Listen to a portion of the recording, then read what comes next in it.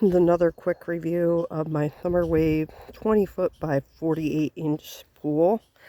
I started out with an overlap liner, but didn't measure the wall height and didn't have enough overlap to cover it.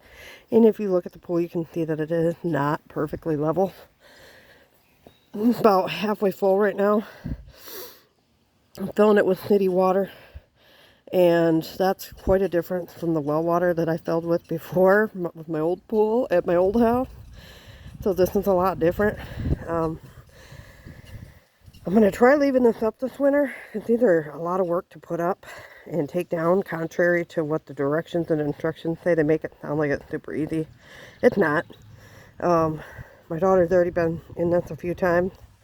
Water is freezing, but she's loving it. She's having her birthday party this weekend, and she's going to have some friends over swimming.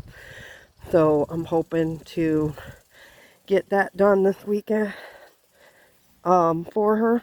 But over here, where I'm going to put my skimmer, and it comes with a skimmer with like a aquarium style pump at the bottom here.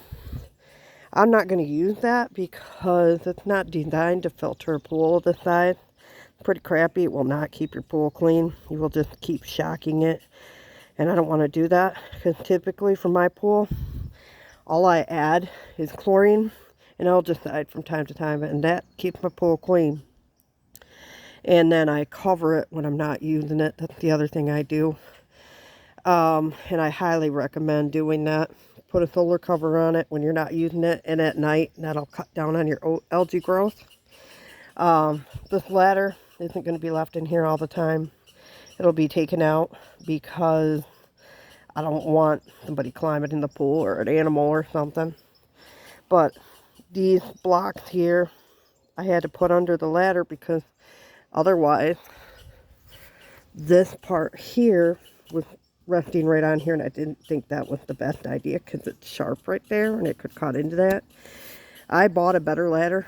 I just got to get it and put it up here. And I want to build a deck. But my goal is when this frame gets really, I'm going to spray some more BoShield T9 on it since I don't have the overlap in it this year like I planned. And that protects it from rust. And I think that was like $30 or $40 on Amazon. I can't remember which. But it's like clear, and it's a protective coating. Kind of protects right here where these connections are. Down here at the bottom, the one thing I didn't like about this pool frame was the feet aren't connected, so they just kind of snap on there. So you want to be real careful that your legs are positioned. I see now that it's getting pretty full. There's going to be some pavers that got to walk around here and move out a little bit because they're pushing into the liner, and I don't want that. I'm going to cheat. I'm going to go buy some cheap pool noodles and kind of squeeze them in between the pavers and the liner for extra protection on the edges. Also, I went around here and I put in more sand, and I've still got more to put in. You want sand like around right here on the edges, kind of like for a cove effect, because this is where you'll get pinhole leaks if you have too much pressure and not enough support. So you want to support that. I learned that with the last pool I had that was like this. You want to make sure you've got it as level as possible. This is not perfectly level. You can look at this and tell that it is not perfectly level. Probably, I would say it's a good 1.5 inches to 2 inches off on one side, because you can look at the water level over here. This is my low side. Over here is my high side. I may be able to fix that, and you can fix the level issue even if the pool's all the way full with a floor jack, or I don't know, my husband calls it something else. I call it a floor jack. But anyway, it's one of those ones that you use like the foot thing to lift it up. You can get right under here and lift the frame and fix it. So I may have to do that.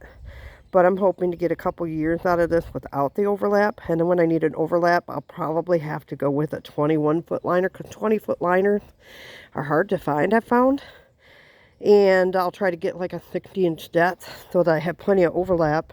And it'll probably come down to right about here, which will protect this frame protect the top part, and it won't look fancy, but it'll keep the pool going for a while longer. And then I won't have to spend a few $1,000s on another one. And then when it gets too wore out, I can just take it down and either be done completely or upgrade to another new pool. But I'm hoping that the next pool I get will be a permanent pool, because I prefer to just close it and open it, not have to deal with all the nonsense.